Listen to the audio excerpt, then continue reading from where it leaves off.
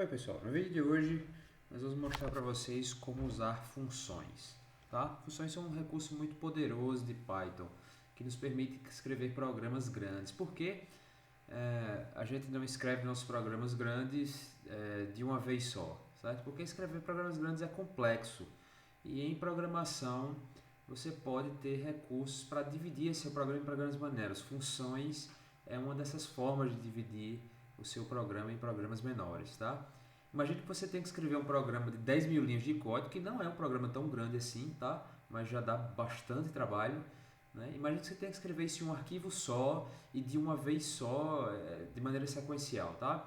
É difícil terminar e é praticamente impossível de manter um programa desse, certo? Um programa que a gente chama muitas vezes de monolítico, certo? Ele é escrito tudo de um jeito só, certo? De uma vez só, tá?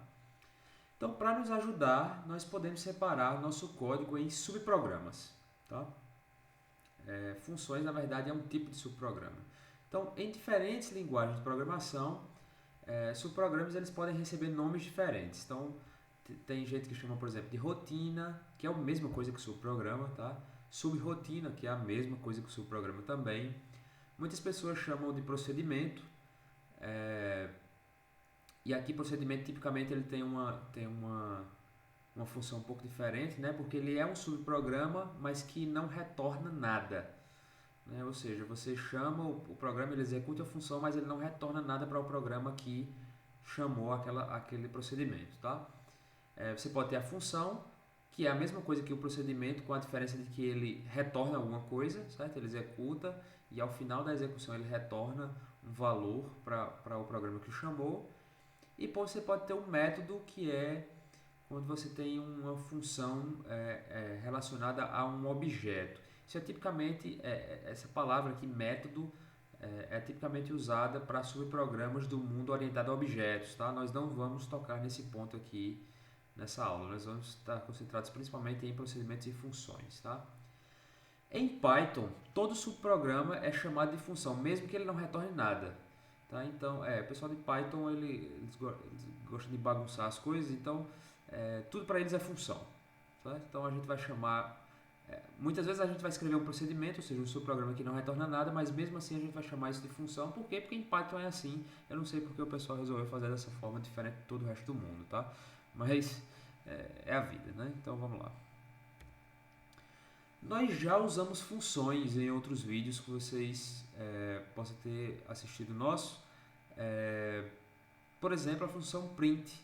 Print é uma função que imprime alguma coisa na saída padrão. Print não retorna nada. A única coisa que print faz é imprimir na saída padrão. Len A. A sendo, suponha que seja um número, tá? Desculpe, seja uma lista ou um string. Um número não. Então, len A, o que é que ele faz? Ele retorna o tamanho de um objeto. Se for uma lista, ele retorna o tamanho da lista. Se for um string, ele retorna o tamanho da string, por exemplo. Tá? E aí veja que len retorna alguma coisa para você usar, né? Então você pode, por exemplo, atribuir o valor de len a uma variável. Se você tentar atribuir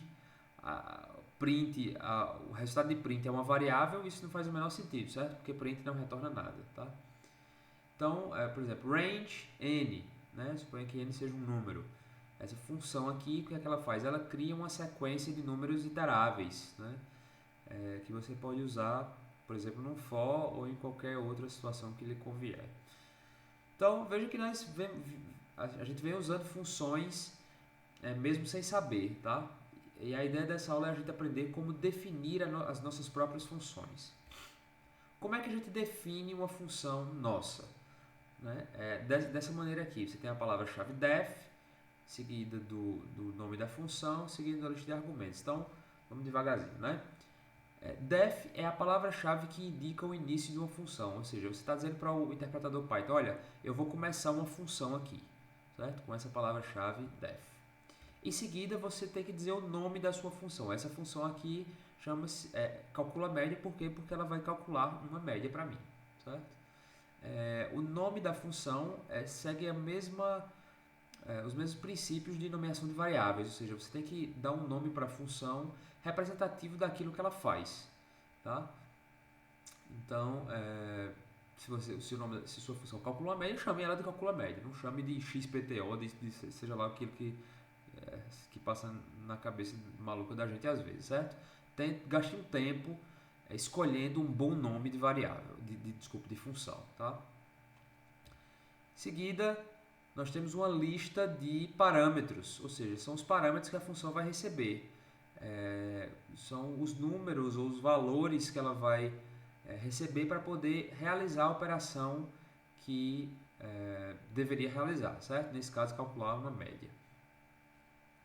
Em seguida, definidas essas três coisas, a palavra-chave def, o nome da função e a sua lista de parâmetros, isso se chama a assinatura da função. Certo? Você não pode ter duas funções com a mesma assinatura, tá? Porque isso vai dar um erro lá no seu interpretador Python. Tá? Então, se você quiser definir funções que fazem coisas parecidas, escolha um nome diferente para ela, para cada função que faz determinada operação que você quer executar. Tá? Em seguida, nós temos o corpo da função, que é aquilo que ela faz de fato, certo? O que eu estou fazendo aqui, por exemplo, declaro essa variável m que recebe a mais b mais c dividido por 3, ou seja, estou calculando a média aritmética de 3 valores. Em seguida, eu retorno m, ou seja, retorno o valor de m para o programa que chama essa função calcula média, tá? Então, o corpo da função é aquilo que ela faz e ele tem que estar indentado em relação à assinatura da função. Tá? Return é uma palavra-chave que sai da função, ou seja, eu termino a execução da minha função quando eu encontro a palavra-chave return, certo? E retorno o valor que vem em seguida dessa palavra para o local no seu código onde ela foi chamada. Tá? E aí agora eu queria mostrar para vocês como, antes disso, você pode alternativamente, ou opcionalmente, ter uma string aqui, veja, observe as 3 aspas, certo? Não é string de 2 aspas, é string de 3 aspas, chamada de docstring, que serve para documentar a sua função.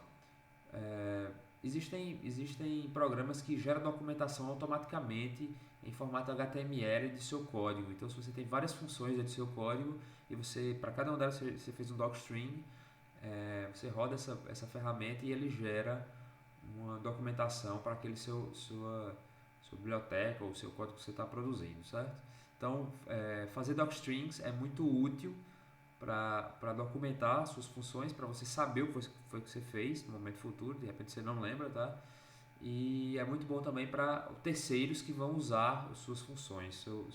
Imagina que você vai construir uma biblioteca, por exemplo, e ela é direcionada para um grupo de pessoas. Então,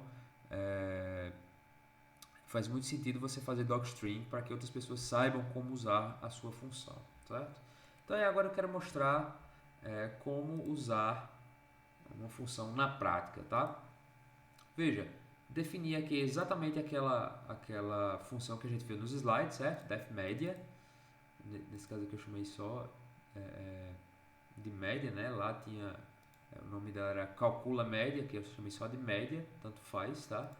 O nome da função você faz do jeito que achar melhor. E aí, média, o que é que ela faz? Ela retorna a média de 3 números, né? E aí, aqui eu faço a chamada da função média. Então, a função média, recebendo os valores 5, que vai ser atribuído à variável A, lá dentro da função, 7 vai ser atribuído à variável B, e 9 vai ser atribuído à variável C. Então, quando eu executar essa linha de código, essa função média vai ser chamada, né? E vai calcular a média aritmética desses 3 números, tá? E veja que aqui tem return. Então, essa função média vai retornar para x, para a variável x, o valor da variável m, tá? Quando ela acabar. Vamos executar esse código só para você ter uma ideia de como é que funciona. E depois a gente vai executar esse código passo a passo e aí vai ficar bem claro como é que funciona esse código, tá? Então, run, como é o nome? Teste função. Então, 7.0, que é a média aritmética desses três números, tá? Quando o interpretador Python ele inicia, que ele vê a palavra-chave, ele começa do início do arquivo, certo? Então ele vê a palavra-chave def, ele diz, bom, isso aqui é uma função, eu não vou executar esse código que está aqui dentro, eu vou simplesmente guardar essa função aqui e quando ela for chamada é que eu executo, tá? E aí, no segundo momento, o interpretador Python continua a execução do código, né? Ele vê duas linhas em branco aqui, e aí ele vê essa linha aqui, ele diz, opa, encontrei a função média e agora sim, aquela função média que foi definida, eu vou executá-la. E aí ele desvia o fluxo de execução para cá e começa a executar essa função. Só para vocês terem uma ideia de como é que funciona, de fato, eu vou colocar um breakpoint aqui e vou usar a função de debug. Tá? Debug. Se você não sabe como é que debug funciona, tem um vídeo meu a respeito disso, recomendo que vocês dêem uma olhada lá. Tá? Então, vou ativar a função debug. E vou aqui, ó, passo a passo, executar esse código, tá? Então, vou apertar aqui F8, né? Aqui o meu breakpoint tá no X média. E aí você vai ver que quando eu apertar, se eu apertar F8, o que é que vai acontecer? Ele vai fazer step over, ou seja, ele vai passar por cima da execução dessa função e vai me retornar apenas o resultado dessa função. Se eu quiser adentrar essa função no modo de debug, eu tenho que colocar step into, né? Ou seja, faça um passo de código para dentro da função, caso exista alguma função sendo chamada nessa linha de código, tá? Então, eu vou apertar F8 primeiro para vocês verem o que acontece. Bom, F8 foi o que aconteceu. F8 simplesmente passou por cima da função, tá? Executou ela por completo e me deu apenas o resultado. Então, que é x com valor 7.0, tá aqui também na lista de variáveis, tá? Em seguida, se eu imprimir x, F8, opa, desculpe, porque ele acaba o código aí, ele adentra isso aqui, certo? Então, vou simplesmente parar aqui, né, essa execução e voltar lá para a minha função, certo? E aí vejo que o meu código foi devidamente executado. Esse negócio aqui foi devidamente executado e agora eu quero executá-lo em função de debug de novo, só que eu vou fazer step into debug teste função. Então, veja, em vez de apertar F8, vou apertar F7. E aí você vai ver que ele vai desviar o fluxo de execução para cá, para dentro da função, tá? Então, F7. Ok? Foram definidas as variáveis A, B e C, 5, 7 e 9, tá? E aí ele vai calcular M, vamos apertar F7 de novo, M, F7, e aí ele declarou a variável M com valor, e calculou a variável M com valor 7.0, e aí quando ele retornar M, ele vai retornar para cá, tendo atribuídos o valor de M, que é 7.0, à variável X, tá? Então, F8 ou F7, sei lá, tanto faz nesse caso, porque não tinha nenhuma função sendo chamada ali. Então veja, se eu apertar F7 agora, ele já executou a função, então ele vai simplesmente atribuir o valor de M, que é 7.0, a X, tá? Então é isso, pessoal, é assim que funções funcionam. Eu queria mostrar aqui para vocês outras funcionalidades, tá? Outras coisas que funções podem fazer. Por exemplo, tirar esse breakpoint aqui, agora que você entendeu como é que uma função funciona por dentro. Imagine agora que eu vou receber do usuário 3 valores, certo? Então, por exemplo, sei lá, N1 recebe input nota 1. Opa, tem que ser string, né? E aí eu vou colocar aqui nota N2, N3. Pronto, N2, N3. E aí suponha que eu vou calcular, que eu vou passar aqui como parâmetro N1, N2 e N3. Eu posso fazer isso tranquilamente, certo? O que acontece é que eu vou passar para para lá para dentro da função, essa variável a vai receber uma cópia dessa variável aqui, certo? N1 vai receber uma cópia da variável, uma cópia do valor da variável N1. Desculpe, variável A, vai receber uma cópia do valor da variável N1. B vai receber uma cópia do valor da variável N2. E C vai receber uma cópia do valor da variável N3. Tá? Então, sempre que eu vou passar um valor de tipo primitivo para uma função, essa passagem de parâmetro é por valor. Certo? Existe um outro tipo de passagem de parâmetro que é por referência, que ela funciona para objetos. Eu vou mostrar mais na frente como é que isso, em outro vídeo, na verdade, como é que isso funciona. Tá? E aí, quando eu imprimir x aqui, vai imprimir do mesmo jeito, certo?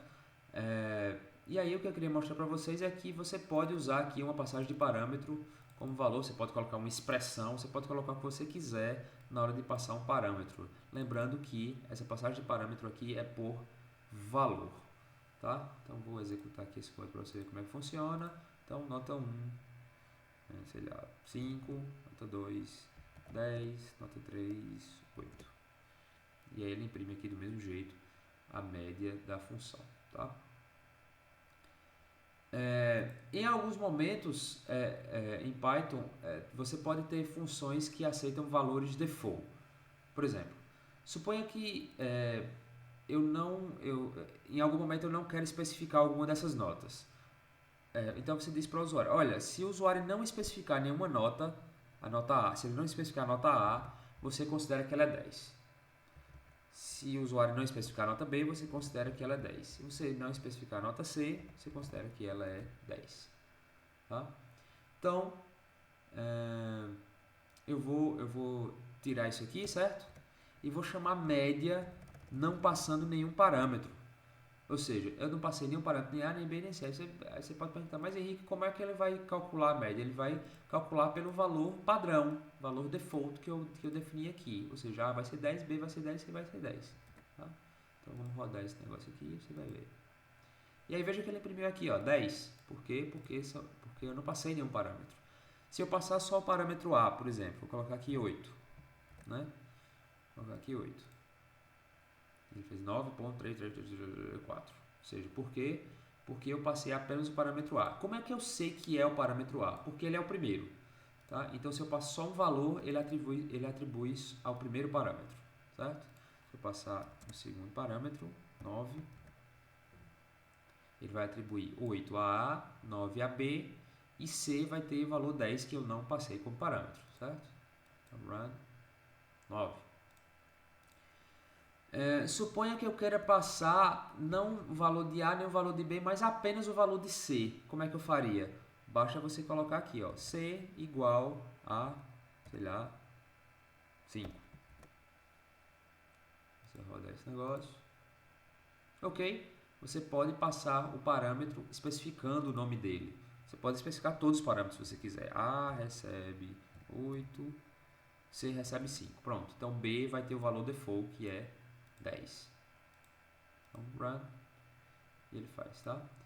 Então, pessoal, era isso que eu tinha para mostrar para vocês hoje. No próximo vídeo, eu vou mostrar passagem de parâmetros por referência, vou mostrar como passar listas como parâmetros, que na verdade é do mesmo jeito, certo? Você pode passar uma lista como parâmetro para uma função, você pode retornar uma lista como parâmetro para uma função também, mas eu vou explicar isso com calma no próximo vídeo, né? E vou mostrar também um exemplo mais longo de como funções podem nos ajudar a modularizar os nossos programas.